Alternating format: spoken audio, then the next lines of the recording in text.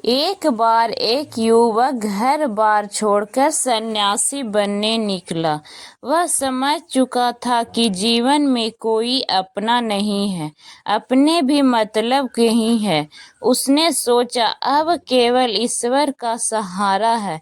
यही सोचकर वह घर से निकल पड़ा। बनारस में गंगा किनारे बहुत से छोटे बड़े साधुओं के आश्रम थे। वहीं एक आश्रम में रहने लगा। भगवान के प्रति उसका विश्वास अटूट था। जब भी कोई उसे उसके दुख के बारे में या उसकी गलतियों के बारे में कुछ कहता तो वह तुरंत बता देता कि गंगा मैया के जल में डुबकी लगाने से 108 यज्ञों का फल मिलता है और सारे पाप भी धुल जाते हैं। राम नाम जपने से सारे पाप धुल जाते हैं, सारे कष्ट मिट जाते हैं। भोले बाबा है ना, मेरी नैया पार लगा देंगे। इतनी श्रद्धा भक्ति होने के बाद भी वह अभी सन्यासी बनने के लिए परिपक्व नहीं था। उसकी इंद्रियां आज भी आसक्त थी। बनारस में उसका कोई घर परिवार नहीं था। उसने इंद्रियों पर भी विजय प्राप्त नहीं की थी। जब भी उसे इंद्रियां आसक्त सताती वह वैश्यागमन करता। वैश्यागमन के उपरांत गंगा मैया के जल में डुबकी लगा लेता। धीरे धीरे उसके आश्रम में तथा बगल के आश्रमों में भी उसकी चर्चा होने लगी। एक दिन एक वरिष्ठ सन्यासी ने उस युवक के हित में उससे कहा कि भाई, या तो तुम अपने सांसारिक जीवन में लौट जाओ, नहीं तो अपनी ज्ञानेंद्रियों पर विजय प्राप्त करो। तुम प्रतिदिन गंगा मैया में डुबकी लगाते हो, फिर वैश्यागमन जैसे पाप करते हो, इससे क्या लाभ। आगे उस सन्यासी ने कहा, तुम्हारे जब अग्निहोत्र के सारे पुण्य क्षण भर में शून्य हो जाते हैं, ना तुम्हें अपनी इंद्रियों पर विजय प्राप्त हो रही है, ना तुम अपने आत्मा को मलिन होने से रोक पा रहे हो, ऐसे सन्यास आश्रम से क्या लाभ। इस पर वह युवक कहता है, अरे भाई जी, आपको नहीं पता, गंगा मैया के जल में डुबकी लगाने से 108 यज्ञों का फल मिलता है और सारे पाप भी धुल जाते हैं। मैं तो केवल एक ही पाप करता हूँ, वहीं मैं प्रतिदिन गंगा मैया में 2 बार डुबकी लगाता हूँ, फिर मैं पापी कहाँ से हुआ। यह कहकर हंसता हुआ चला गया। अपने वरिष्ठ सन्यासी की बात भी पूरी नहीं होने दी।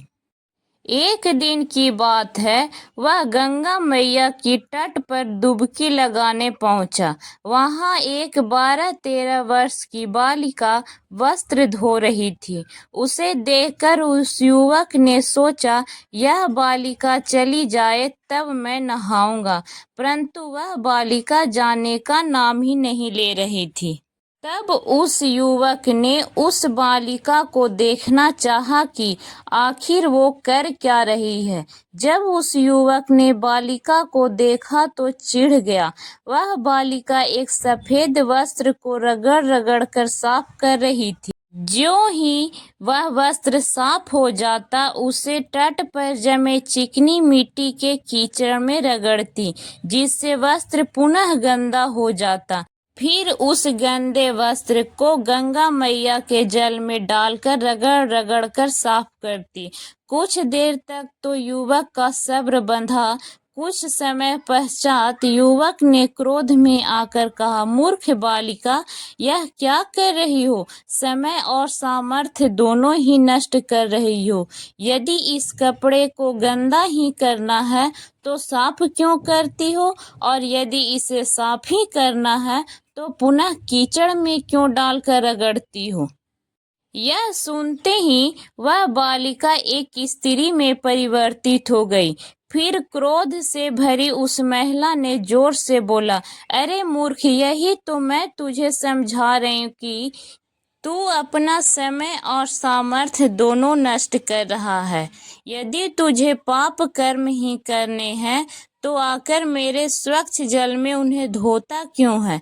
यदि मेरे स्वच्छ जल में सारे पाप कर्म धो देता है तो फिर उन्हें जाकर पाप कर्म करता क्यों है?